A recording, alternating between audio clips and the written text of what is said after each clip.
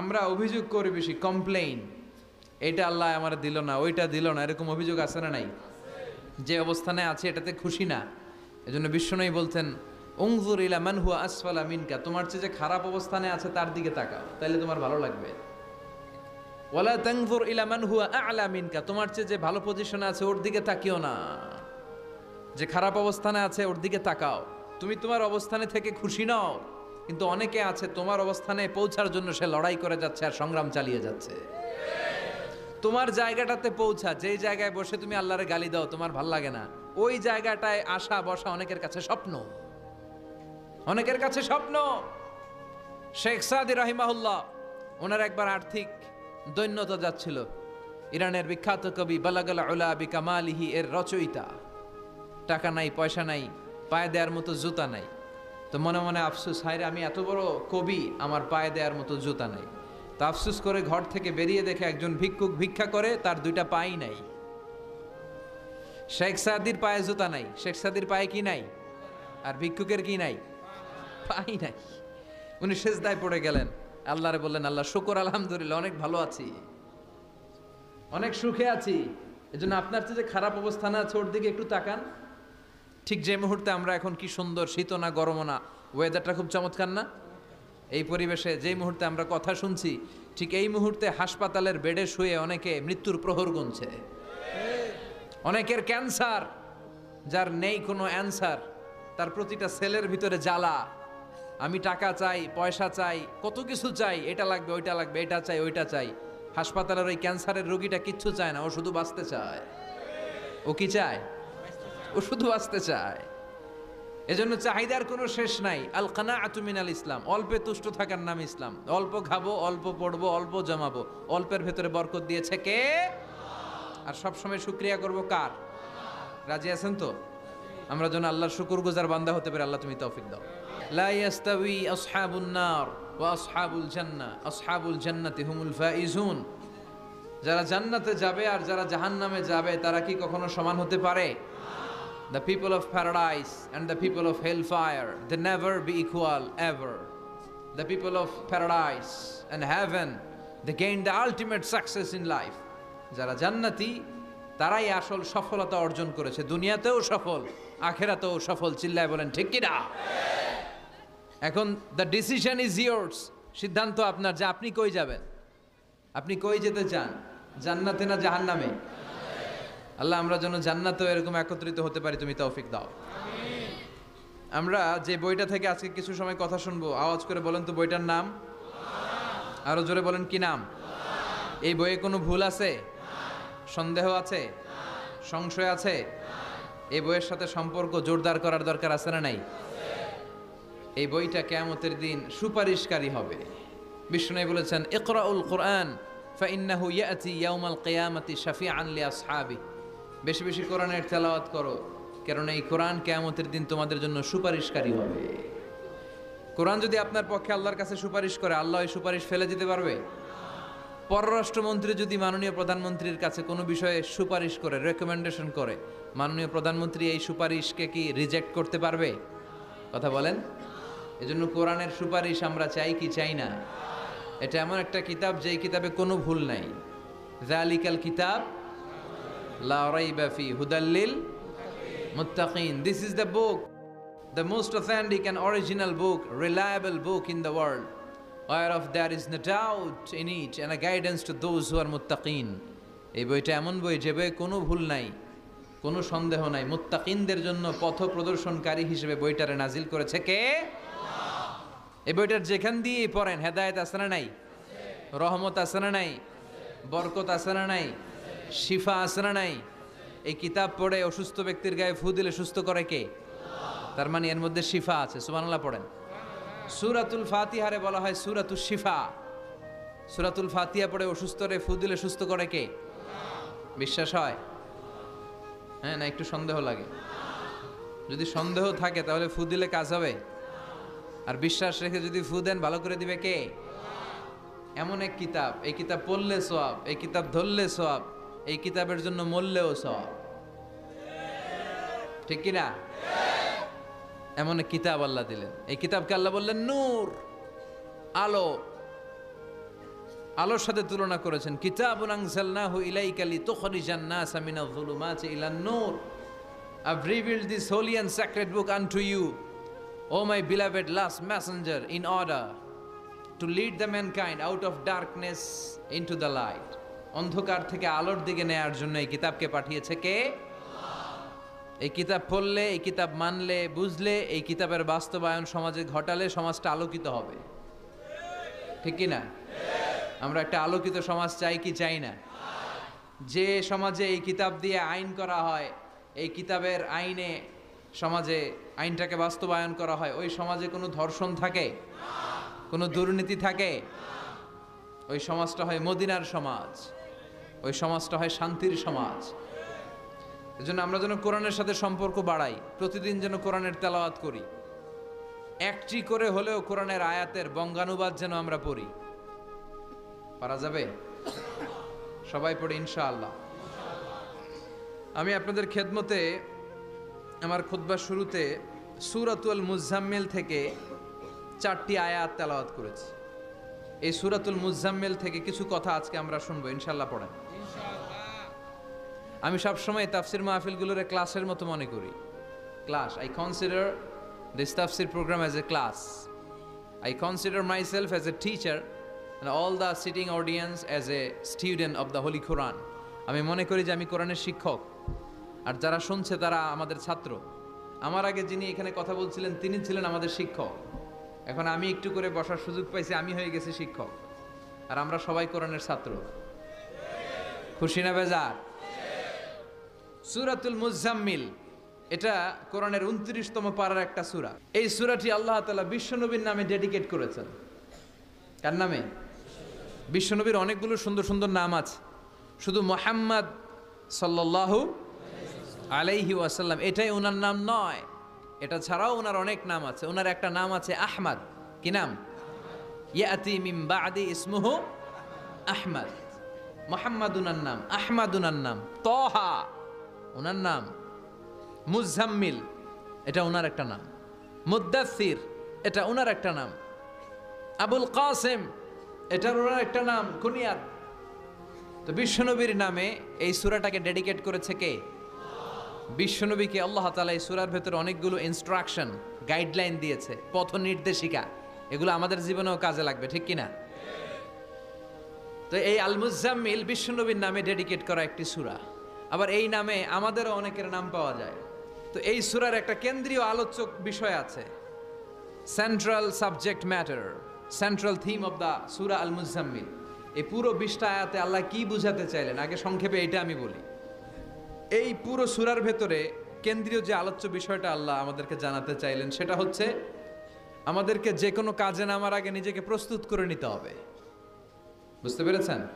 You have to take huge preparation for a successful mission. আপনি যদি কোনো মিশনে নামতে চান, আপনাকে you have to take preparation, you have to be prepared. নিজেকে প্রস্তুত করে নিতে হবে। বিশ্বনবীকে আল্লাহ তাআলা বড় একটা মিশনে নামাবেন, নবুয়তির মিশন, দাওয়াতি কাজের মিশন, আল্লাহর জমিনে আল্লাহর দ্বীনকে বাস্তবায়নের মিশন, পৃথিবীর বুকে কালিমার পতাকা গেড়ে দেওয়ার মিশন। চিল্লা এখন ঠিক কিনা? তো এত বড় মিশন যে নবী পালন করবে, ওই নবীর প্রিপারেশনের দরকার আছে না নাই? তাহলে এই পুরো সূরার মূল কথা হচ্ছে প্রিপারেশন ফর এ মিশন, মিশনের জন্য প্রস্তুতি গ্রহণ করা। Good preparation is a prerequisite for a successful mission. আপনি যদি একটা মিশনে সফল হতে চান, আপনাকে প্রস্তুতি নিতে হবে। কে নিতে হবে? সবাই বলে প্রিপারেশন নিতে হবে। প্রিপারেশন যদি ভালো হয়, কাজের ফলাফল। প্রিপারেশন যদি খারাপ, ফলাফল। পরীক্ষার আগে যদি প্রিপারেশন ভালো হয়, গোল্ডেন এ প্লাসের সম্ভাবনা আছে না নাই? ইলেকশনের আগে যদি ভালো প্রস্তুতি নেয়, জয়লাভ করার সম্ভাবনা আছে না নাই? সব কাজে প্রিপারেশন লাগে। এই যে আমরা প্রতিদিন সালাত পড়ি, নামাজ আদায় করি, প্রস্তুতি লাগে না? কি প্রস্তুতি লাগে? ওযু করা লাগে, ঠিক কিনা? ইয়া আইয়ুহাল্লাযীনা আমানু ইযা কুমতুম ইলাস সালাতি ফাগসিলু ওয়ুজুহাকুম ওয়া আইদিয়াকুম ইলাল মারাফিক ওয়ামসাহু বিরুউসিকুম ওয়া আরজুলাকুম ইলাল কা'বাইন। সুবহানাল্লাহ পড়েন। আল্লাহ ডেকে বললেন, গোলাম যখন নামাজে যাবা, নামাজের প্রস্তুতি নাও। কথাটা কার? আগে চেহারা ধৌত করো, হাত দুইটা কনুই পর্যন্ত ধৌত করো, তারপরে মাথা মাসে করো, তারপর পা ধৌত করো, তারপরে সালাত কায়েম করতে যাও। তার মানে সালাত একামাতুস সালাত প্রতিষ্ঠার আগে আপনাকে প্রস্তুতি নিতে হবে। নামাজে যাওয়ার আগে অজু করা লাগবে, ঠিক কিনা? আবার জুমার নামাজে আপনি যাবেন, এই জুমার নামাজে যাওয়ার আগে প্রস্তুতি আছে না নাই? কি প্রস্তুতি আছে? গোসল করা লাগে, ঠিক কিনা? আতর মাখা লাগে, সুন্দর পারফিউম দেয়া লাগে, তারপর জুমার খুতবা শোনার জন্য মসজিদে আগে আগে যাওয়া লাগে, ঠিক কিনা? তার মানে নামাজের আগে প্রস্তুতি লাগে, জুমার সালাতের আগে প্রস্তুতি লাগে, আবার রোজার আগেও প্রস্তুতি আছে না নাই? বিশ্বনবী রমাদান আল মুবারক আসার 2 মাস আগ থেকে প্রস্তুতি নিতেন। বিশ্বনবী দোয়া করতে শুরু করতেন রজব মাস থেকে, আর আল্লাহর কাছে বলতেন, আল্লাহুম্মা বারিক লানা ফি রজব ওয়া শাবান ওয়া বাল্লিগনা রমাদান। রজব শাবানে বরকতে দাও, রমজান মাসে গুনাহ ঝরাও। সপ্তাহ জুড়ে তুমি বরকতে দাও, জুমার দিনেতে গুনাহ ঝরাও। রজব শাবানে বরকতে দাও, রমজান মাসে গুনাহ ঝরাও। চিল্লায় পড়েন আমিন।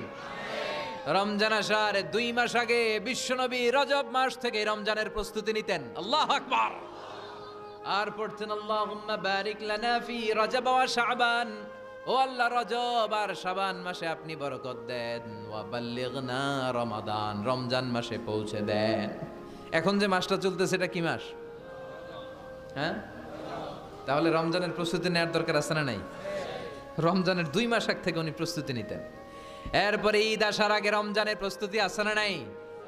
রমজানের ওই রোজার শেষে এলো খুশির ঈদ, তুই আপনাকে আজ বিলিয়ে দে শোন আসমানি তাকি, তোর সোনা দানা বালা খানা সব রাহে লিল্লা, দে জাকাতে মুর্দা মুসলিমের আজ ভাঙাইতে নিত। পড়েন, রমজানের ওই রোজার শেষে এলো খুশির ঈদ, তুই পড়বি দের নামাজের মন সেই ঈদ গাহে, যে ময়দানে সব গাজী মুসলিম হয়েছে শহীদ। রমজানের ওই রোজার শেষে এলো খুশির ঈদ। আলহামদুলিল্লাহ পড়েন।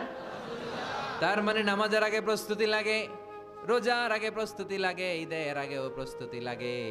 এরপরে হজ যদি পালন করতে চান তারও প্রস্তুতির দরকার আছে না নাই? একজন হজ করবে, প্রস্তুতি লাগবে না? কি প্রস্তুতি লাগবে? হ্যাঁ, পাসপোর্ট লাগবে, হজের ভিসা লাগবে, তারপরে রেজিস্ট্রেশন করা লাগবে, আশকোনার হাজি ক্যাম্পে প্রশিক্ষণ নেওয়া লাগবে, রিয়াল কেনা লাগবে, ইজার কেনা লাগবে, রিদা কেনা লাগবে, বেল্ট কেনা লাগবে, হজের নিয়ম কানুন জানা লাগবে, ঠিক কিনা? দেখেন, নামাজের আগে প্রস্তুতি লাগে, রোজার আগে প্রস্তুতি লাগে, হজের আগে প্রস্তুতি লাগে, কিন্তু জাকাতের আগে লাগে না। হ্যাঁ, জাকাতের জন্য 1 বছর আগ থেকে প্রস্তুতি নেওয়া লাগে। আপনি কবে নিসাব পরিমাণ সম্পদের মালিক হলেন ডায়েরিতে নোট রাখার দরকার আছে না নাই? তার মানে নামাজের আগে প্রস্তুতি, রোজার আগে প্রস্তুতি, যাকাতের আগে প্রস্তুতি, হজের আগে প্রস্তুতি। এই সূরার মধ্য দিয়ে রব্বুল আলামিন বিশ্বনবীরে বুঝাতে চাইলেন, ও নবী, বিশাল একটা মিশনে আপনি নামবেন, বিশাল একটা যুদ্ধে আপনি নামবেন, কালেমার বাণীকে দুনিয়ার বুকে প্রচার করার গুরু দায়িত্ব নিয়ে নামবেন। এত বড় দায়িত্ব পালনের আগে আপনার প্রস্তুতি নেওয়ার দরকার আছে না নাই? বিশ্বনবীকে প্রস্তুতি নিতে বললেন। তার মানে এই সূরার কেন্দ্রীয় আলোচ্য বিষয় হচ্ছে you have to take a very good preparation for a mission. আপনি কোনো কাজে সফল হতে হলে আপনাকে প্রস্তুতি নিতে হবে, ভালো প্রস্তুতি ছাড়া সফল হওয়া যাবে। আবার যুদ্ধের ময়দানেও যখন আমরা যাই, বিশ্বনবী যেতেন, প্রস্তুতি ছিল কি ছিল না? আল্লাহ বললেন, ওয়া আ'ইদ্দু লাহুম মাসতাতা'তুম মিন কুওয়াহ ওয়া মির রিবাতিল খাইল তুরহিবুনা বিহি আদুওয়াল্লাহি ওয়া আদুওয়াকুম। আল্লাহ ডেকে বলেন, গোলাম, যুদ্ধের ময়দানে যাওয়ার আগে ভালো করে নিজেদেরকে প্রস্তুত করে নাও। ওয়া আ'ইদ্দু লাহুম মাসতাতা'তুম মিন কুওয়া, তোমাদের শক্তি সামর্থ্য যা আছে সব প্রস্তুত করে রাখো। সব কিছু প্রস্তুত থাকবে মুসলমানদের, মুসলমান থাকবে সদা জাগ্রত, সদা প্রস্তুত। চিল্লায় বলেন ঠিক কিনা? প্রস্তুত থাকতে হবে যুদ্ধের জন্য। আমরা যে যুদ্ধ আমরা ভুলেই গেছি। আমরা যে যোদ্ধা জাতি, আমাদের রক্তে যে যুদ্ধের ঘ্রাণ, এটা আমরা ভুলেই গেছি। আল্লাহ বললেন ওয়া আ'ইদ্দু লাহুম মাসতাতা'তুম মিন কুওয়া, শক্তি আর রসদ জোগাড় করে রাখো। তুরহিবুনা বিহি আদুওয়াল্লাহি ওয়া আদুওয়াকুম, এই শক্তি আর সম্ভাবনা দিয়ে আল্লাহর দুশমনদেরকে তোমরা ভয় দেখাবা। মির রিবাতিল খাইল, ঘোড় সাওয়ারগুলোকে প্রস্তুত করে রাখো। বর্তমানে তো ঘোড়া টোরা নাই, এখন প্রস্তুত করে রাখতে হবে অ্যাটম বোমা, ঠিক কিনা? এখন রাখতে হবে AK-47, rocket launcher, drone, missile, ballistic ক্ষেপণাস্ত্র, রণতরী, যুদ্ধ জাহাজ, ঠিক কিনা? গোটা বিশ্বের মুসলমানদের একটা সেন্ট্রাল মিলিটারি দরকার। 50টারও বেশি মুসলিম দেশ, আমাদের সেন্ট্রাল কোনো লিডারশিপ নাই, আমাদের কেন্দ্রীয় কোনো মিলিটারি নাই। যদি আমাদের একটা মিলিটারি থাকতো, সিরিয়াতে আক্রমণ হয়েছে আমাদের বিরুদ্ধে, আমাদের মুসলিম মিলিটারি সেখানে প্রতিরোধ গড়ে তুলতো। চিল্লা এখন ঠিক কিনা? আরাকানে আক্রমণ হয়েছে, মুসলিম মিলিটারি প্রতিরোধ গড়ে তুলবে। ফিলিস্তিনে আক্রমণ হয়েছে, আমাদের মুসলিম মিলিটারি প্রতিরোধ গড়ে তুলবে। কিন্তু আমাদেরকে নেতৃত্ব দেওয়ার মতো কেউ নাই, আমাদের শক্তি সম্ভাবনাকে জোগাড় করে রাখার মতো কেউ নাই। এক রিসেপ তাইয়েব এরদোগান গোটা বিশ্বের যেখানে মুসলমানরা নির্যাতিত ওখানে ছুটে যায়। সে একা কি করবে? এরকম 10টা এরদোগান যদি আমাদের হাতে থাকতো, মুসলমানদের দিকে চোখ রাঙিয়ে কথা বলার সাহস কারো ছিল না। চিল্লা এখন ঠিক কিনা? ওয়া আ'ইদ্দু লাহুম মাসতাতা'তুম মিন কুওয়া, ও নবী শক্তি সম্ভাবনা সব কিছু জোগাড় করে রাখেন। মুসলমান থাকবে সদা প্রস্তুত, সদা সজাগ। মুসলমানদের বসে থাকার সময় নাই, ঠিক কিনা? তার মানে এই পুরো সূরাতে, সূরাতুল মুজাম্মিলে আল্লাহ তাআলা যে সেন্ট্রাল মেসেজটা বিশ্বনবীকে দিতে চাইলেন সেটা হচ্ছে, নবী প্রস্তুতি নেন। লড়াইয়ের প্রস্তুতি, যুদ্ধের প্রস্তুতি, মিশনে নামার প্রস্তুতি। সুবহানাল্লাহ পড়েন। তাহলে সূরাতুল মুজাম্মিলের কেন্দ্রীয় আলোচ্য বিষয় কি? প্রস্তুতি। চিল্লায় বলেন, কেন্দ্রীয় আলোচ্য বিষয় কি? প্রিপারেশন নিতে হবে, প্রস্তুত থাকতে হবে, ঠিক কিনা? কেন্দ্রীয় আলোচ্য বিষয় আমরা জেনে গেলাম। এবার জানবো কোন প্রেক্ষাপটে এই সূরাটা নাজিল হয়েছে। শুনবেন? মনোযোগ আছে না গেছে? কথা বুঝতে পারতেছেন তো? কথা বোঝা যার না বোঝানো যার? বোঝা যার? সূরাতুল মুজাম্মিল এটা শুধু মাক্কি সূরাই নয়, এটা মাক্কি যুগে নাজিল হওয়া শুরুর দিককার সূরা। কোরআনের নাজিলের দিক থেকে সর্বপ্রথম সূরা কোনটা? সূরাতুল আলাক। ইকরা বিসমি রাব্বিকাল্লাযী খালাক, এই আয়াতগুলো প্রথমে নাজিল হয়েছে। এই সূরা আলাকের প্রথম 5 আয়াতের পরপরই এই সূরা মুজাম্মিল নাজিল করে দিয়েছে কে? আল্লাহ। তার মানে মাক্কি জীবনের একেবারে শুরুর দিককার সময়। বিশ্বনবীর বয়স তখন 40। কত? সবাই বলেন। 40 বছর বয়সে উনি নবী হয়েছেন। তার মানে আগের জীবনে কি ছিলেন? জালেম ছিলেন? মূর্খ ছিলেন? গোমরা ছিলেন? বিশ্বনবীর পুরো জীবনটাই আদর্শ। চিল্লায় বলেন ঠিক কিনা? As a father, as a teacher, as a lawgiver, as a lawmaker, as a philosopher, as a reformer of the society, as a commander, as a messenger, Muhammad is the superman of the world. স্বামী হিসেবে, নেতা হিসেবে, বাবা হিসেবে, সমাজ সংস্কারক হিসেবে, আইন প্রণেতা হিসেবে, দার্শনিক হিসেবে, নবী হিসেবে মুহাম্মদ সাল্লাল্লাহু আলাইহি ওয়াসাল্লাম হচ্ছে গোটা বিশ্বের একজন সুপারম্যান। উনি শেষ নবী, ওনার পরে কোনো নবী আছে? লা নাবিয়্যা বা'দি ওয়ালা রাসূলা। বিষ্ণু বলতেন আমার পরে কোনো নবী নাই, কোনো রাসূল নাই। সাইয়েদনা আদম থেকে নবী আসার যত ধারাবাহিকতা, পুরা চেইনটাকে আল্লাহ তাআলা আমাকে পাঠানোর মাধ্যমে কেটে দিয়েছেন। চিল্লা এখন ঠিক কিনা? এজন্য বিষ্ণু বলছেন লা নাবিয়্যা বা'দি ওয়ালা রাসূলা, আমার পরে কোনো নবী নাই, কোনো রাসূল নাই। তবে লাউ কানা বা'দি নাবিয়্যুন লাকানা উমর, আমার পরে যদি নবী হওয়ার যোগ্যতা কারো থাকে, আমার ওমরের সেই যোগ্যতা আছে। ঠিক কিনা? প্রভু তুমি বলেছ রাসূল দেবে না, বলনি দেবে না ওমর, বলনি দেবে না হামজা তারিক, খালিদ বিজয়ী সমর। প্রভু তুমি বলেছ রাসূল দেবে না, বলনি দেবে না ওমর, বলনি দেবে না হামজা তারিক, খালিদ বিজয়ী সমর। প্রভু তুমি বলেছ রাসূল দেবে না। আলহামদুলিল্লাহ পড়েন। শেষ নবী, শেষ রাসূল, তারপরে কোনো রাসূল নাই। ওনার জীবনটা এমন জীবন, নবুয়তের পরের জীবন যেমনি আমাদের জন্য আদর্শ, নবুয়তের আগের জীবনটাও আদর্শ করে দিয়েছে কে? আল্লাহ। এই 40 বছরে উনি নবী হয়েছেন, তার আগে উনি ছিলেন শ্রেষ্ঠ মানুষ। আর সাদিক আল আমিন, জীবনে মিথ্যা বলছে? ওনার ঘোর শত্রুরাও বাড়ি থেকে অনেক দূরে কোথাও বেড়াতে গেলে ওনার বাসায় ডিপোজিট করে যাইতো, ওনার বাসায় আমানত রেখে যাইতো। সুবহানাল্লাহ পড়েন। পার্টি করে আবু জাহিল্লার পার্টি। পার্টি কোন পার্টি? বিশ্বনবী বলতেন আবু জাহিল্লার পার্টি করে ওর কাছে ডিপোজিট রাখো। ওরা বলতো না, আবু জাহিল্লার দল করি কিন্তু ওর কাছে আমানত রাখা যাবে না। ওর কাছে যদি টাকার প্যাকেট রেখে যায় তাহলে আমার টাকাও শেষ, টাকার প্যাকেটও শেষ। কথা বলেন, আমানতদারিতা নাই। আমানতদারিতা ছিল বিশ্বনবীর মাঝে। ওনার জীবনী নিয়ে যদি কথা বলতে কেউ শুরু করে কোনো কুল কিনারা খুঁজে পায় না। বিয়ন্ডলেস, বাউন্ডলেস, বটমলেস, এটা তলাবিহীন সাগর। বিশ্বনবীর জীবনীটা একটা সাগর, কিন্তু এই সাগরের কি নাই? কথা বলেন, কোনো তলা নাই। এমন নবীকে আমরা পেয়েছি। ওনার আগের জীবনটাও আদর্শ। ছোটবেলা থেকে লাজুক ছিলেন। হালিমাতুস সাদিয়া বিশ্বনবীর দুধমা, উনি বলেন 5 বছর এই কুরাইশি মোহাম্মদকে আমি লালন পালন করেছি, একদিনও ছেলেটারে কাঁদতে দেখি নাই। ক্ষুধা লাগলেও কাঁদে না, ব্যথা পেলেও কাঁদে না। কিন্তু লজ্জাস্থানের জায়গা থেকে এই শিশু মোহাম্মদের কাপড়টা একটু সরে গেলে ছোট্ট মোহাম্মদ চিৎকার দিয়ে ওঠে। কি নবী ছিলেন! 15 বছর বয়সে হালাফুল ফুদুল একটা সংগঠন করেছে।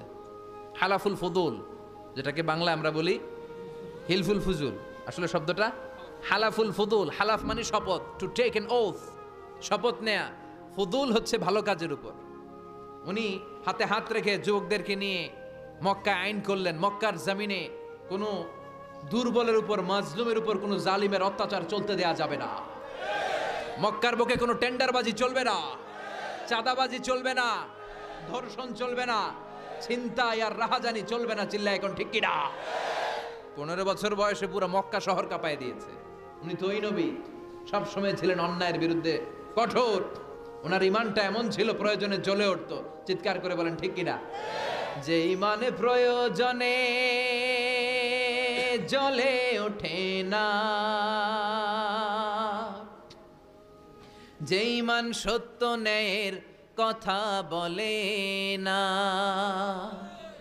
যে ইমান প্রয়োজনে জ্বলে ওঠে না, যে ইমান সত্য ন্যায়ের কথা বলে না, যে ইমান বাস্তবে নাই, যে ইমান অন্তরে নাই, মুখে শুধু ফাঁকা বলি, কি করে তারে বলো ইমানে বলি, কি করে তারে বলো ইমানে বলি, কি করে তারে বলো ইমানে বলি। ঠিক কি না? ওনার ইমানটা ছিল এমন ইমান, প্রয়োজনে জ্বলে উঠতো ইমানের তেজে। উনি ছিলেন ওই নবী। 40 বছরের আগের জীবনও যেমন, পরের জীবনও তেমন। সুবহানাল্লাহ পড়েন। তো বিশ্বনবী 40 বছর বয়সে ওহী পেলেন। ওনার ওহীর সূচনাটা ছিল আর রুইয়া আস-সালেহা, সত্য স্বপ্ন। বুখারীর প্রথম বাবটা হচ্ছে বাব কাইফা কানা বাদউল ওয়াহি ইলা রাসূলিল্লাহ। আল্লাহ রাসূলের কাছে ওহীর সূত্রপাতটা কেমন হয়েছে শুনবেন। সর্বপ্রথম ছিল স্বপ্ন। উনি রাতে সুন্দর সুন্দর স্বপ্ন দেখতেন। তো বিশ্বনবী স্বপ্ন দেখতেন আর রুইয়া আস-সালেহা, সত্য সুন্দর স্বপ্ন। আর রাতের বেলা বিশ্বনবী যাই স্বপ্নে দেখতেন, দিবালোকের আলোর ন্যায় সকালে এটা সুস্পষ্ট হয়ে যেত। চিল্লা এখন সুবহানাল্লাহ। কারণ নবীদের স্বপ্নটা ওহী। নবীদের স্বপ্নটা কি? নবীদের স্বপ্ন যদি ওহী না হতো তাহলে একটা স্বপ্নের উপর ভিত্তি করে সাইয়েদনা ইব্রাহিম আলাইহিস সালাম ছেলের গলায় ছুরি চালাতেন না। এটা ওহী ছিল, এটা আল্লাহর পক্ষ থেকে স্পেশাল অর্ডার ছিল। চিল্লায় বলেন ঠিক কি না? তার মানে বিশ্বনবীর জীবনে প্রথম ওহীর সূত্রপাত হয়েছে স্বপ্ন দিয়ে। তারপরে বিশ্বনবীর কাছে নিঃসঙ্গতা, নির্জনতাকে প্রিয় করে দিল কে? বিশ্বনবীর মানুষের সাথে তখন কথা বলতে ভাল লাগে না, একা একা থাকতে ভাল লাগে, একা একা ইবাদত করতে ভাল লাগে। বিশ্বনবী হেরা পাহাড়ে চলে গেলেন। কোথায়? মক্কা থেকে উত্তর দিকে 634 মিটার উঁচু ওই পাহাড়ে যে তাআব্বুদাল লায়ালি, রাত্রিবেলা তিনি ধ্যান করতেন, মেডিটেশন করতেন, চোখ বন্ধ করে স্রষ্টার অস্তিত্বকে খুঁজতেন। খুঁজতে খুঁজতে খুঁজতে 40 দিন ধ্যান করার পরে, 40 দিন আধ্যাত্মিকতার এই চর্চা করার পরে ফাজাহুল হক, সত্য বিশ্বনবীর কাছে এসে ধরা দিল। সাইয়েদনা জিবরাইল চলে আসলেন, এসে বললেন ইয়া মুহাম্মদ ইকরা, পড়ো। জান্নাতের একটা রেশমি কাপড়ে সূরাতুল আলাকের 5 আয়াত লেখা, রেশমি কাপড়ের ভেতরে ওই রেশমি কাপড়টা ধরে বিশ্বনবীকে বললেন। এই প্রথম বিশ্বনবী সাইয়েদনা জিবরাইলকে দেখলেন আর বললেন ইয়া মুহাম্মদ ইকরা, পড়ো। বিশ্বনবী বললেন মা আনা বিকারি, আমি পড়তে পারি না। সুবহানাল্লাহ পড়েন। কারণ বিশ্বনবী ছিলেন আর নবী আল উম্মি, নিরক্ষর নবী। ওনার অক্ষর জ্ঞান ছিল না। আলিফ বা তা সা কোনটারে জিম বলে কোনটারে সদ বলে বিশ্বনবী চিনতেন না, লিখতে জানতেন না। তিনি ছিলেন নিরক্ষর, কিন্তু মূর্খ না। নিরক্ষর এক জিনিস, মূর্খ আরেক জিনিস। অক্ষর জ্ঞান নাই কিন্তু জ্ঞান আছে, কারণ বিশ্বনবী বলতেন আদ্দাবানি রব্বি ফা আহসানা তা'দিবি। আমি পৃথিবীর কোনো ইউনিভার্সিটি থেকে ডিগ্রি নেয় নাই, কেউ আমারে শিখায় নাই, স্বয়ং আরশের উপর থেকে আমারে শিক্ষা দান করেছে কে? তাই আমার শিক্ষার মতো শিক্ষা পৃথিবীর কারো শিক্ষা হতে পারে। সাইয়েদনা জিব্রাইল বললেন, ইয়া মুহাম্মদ ইকরা, পড়ো। বিশ্বনবী ফেল রইলেন, অক্ষর চিনে না, পড়বে কেমনে? বিশ্বনবী বলেন, মা আনা বিকারি, আমি জানি না কেমন করে পড়তে হয়। ফাআখাযানি ফাগাত্তানি হাত্তা বালাগা মিন্নি আল জাহাদ। বিশ্বনবী পড়তে জানেন না। যখন বললাম আমি পড়তে পারি না, সাইয়েদনা জিব্রাইল বিশ্বনবীকে জড়িয়ে ধরলেন, বুকের মধ্যে জড়িয়ে ধরে যত জোর ছিল বিশ্বনবীকে একটা চাপ দিলেন। বিশ্বনবী বললেন, চাপের চোটে আমি আমার বুকের ভেতরে ব্যথা পেলাম। ফাআরসালানি, আমাকে ছেড়ে দিল। ছেড়ে দিয়ে আবার কয়, পড়েন, ইকরা, read in the name of your lord. বিশ্বনবীর আগের কথা, আমি পড়তে জানি, মা আনা বিকারি। সাইয়েদনা জিব্রাইল আবার জড়িয়ে ধরলেন, আবার চাপ দিলেন। বিশ্বনবী বললেন, ব্যথা পেলাম। আবার জিব্রাইল বিশ্বনবীরে বললেন, পড়েন। বিশ্বনবী আগের কথাই বলে, আমি পড়তে পারি না। আবার চাপ দিলেন। 3 বার চাপ দেওয়ার পরে সাইয়েদনা জিব্রাইল বললেন, নবী এবার আপনি পড়েন।